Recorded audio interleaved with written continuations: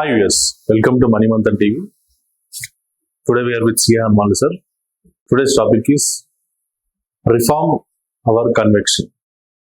Sir, what is this regarding, sir? See, every time whenever the government makes policies, it requires changes after some time due to changed situations, circumstances, or any other things also. So, based on the changed circumstances, the government has to relook the policy which I undertaken, or reassess, review, or reanalysis. All these are based on this, they will go for changes in the policies prescribed. So, what the government is saying is, what the Prime Minister is saying, who is head of the government, is saying that reforms are our commitment. It is not compulsion, it's commitment. Means every time we have to review, relook, to upgrade the performance, to reach the people for whom the benefit is to be given, or to whom the comfortness to be given, or to whom the happiness to be given, for ease of doing business, ease of living also. So this is where every time this government, led by Narendra Modi ji, is saying that every time we are ready to change the policies if required based on the to upscale, means we can say fine tuning the schemes, policies to to reach the purpose. It is revision reforms is integral part of government policy, and it is going to take up quantum jump. Reforms are not compulsion, nor crisis driven, but reforms are our commitment and conviction. This is what he said in the government, as on behalf of the government. See what happens every time wherever it is required. I told you there is changes are required in policies, administration, directions, acts, amendments. All these has to be taken. So sometimes we have to respect, sometimes we have to suspect. The government wants to respect the people who are contributing for the nation. Maybe taxpayers, income taxpayers, special income taxpayers. So, and also the government wants to reduce the disputes on judiciary, which are going for judiciary. Judiciary is already overburdened. How to reduce the burden on judiciary? Means clear policies will reduce the disputes. If the disputes are reduced, judiciary burden will be reduced. This is the idea behind it. So how to do that? So for this, the clarification or means the definition of irregularity, mistake, how to reorganize, we can say how to reform it to make it convenient, or we can to regularize it. Whether it should be treated as a what we call intentional or non-intentional. Intentional means it can be punished. If non-intentional means it can be purified by financial punishment like penalties or late fees like that. So decriminalization, main concept is decriminalization for unintentional mistakes, unintentional delays, unintentional non-compliance. Suppose the person has paid the tax but has not filed the return. Then the intention is clear that he has paid the tax, but he could not file the return or maybe some other reason. So this can be regularized by collecting late interest or late fees. But the person has not paid tax, not filed the return. So that is intention is wrong. Their penalty can be imposed like that.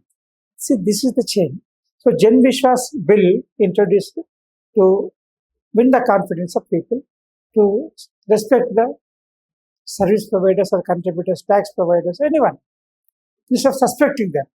Earlier, the government used to suspect the businessmen, citizens, employees, everything was happening. Now, this government has taken approach not to suspect, but respect them. And if anything wrong is there, punish them. It is not that protecting the wrong. It is, instead of suspecting, it is respecting. So this is the way. For this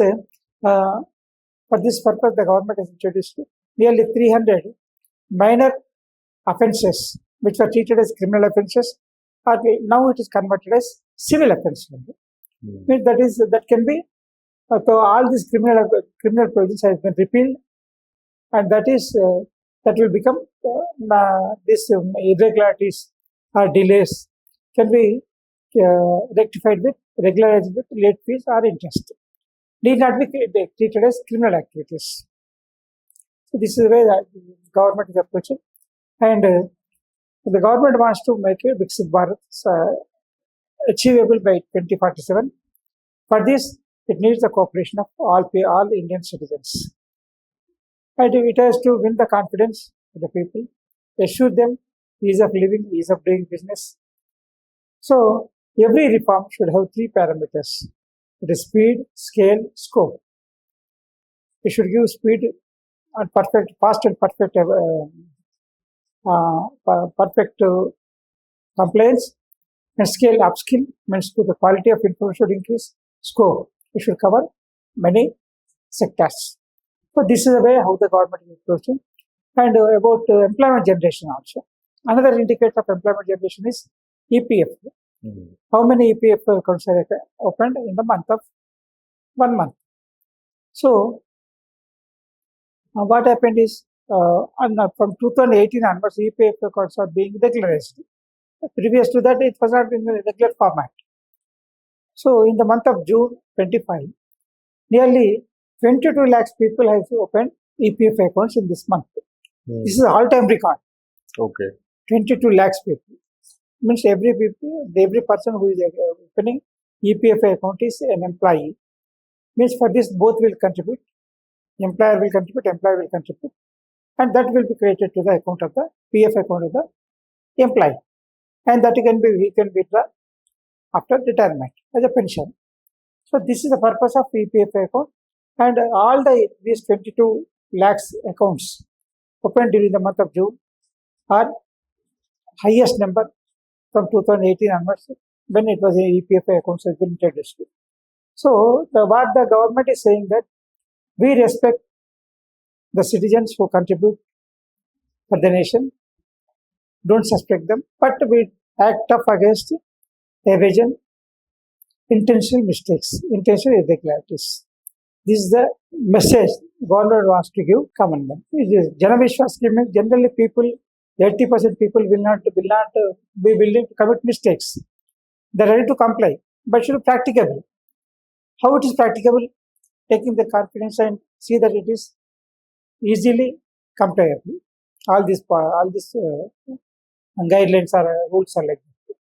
So this is the policy the government is adopting, and it is not the commitment of the government towards reforms is we cannot suspend them. The intention is clear.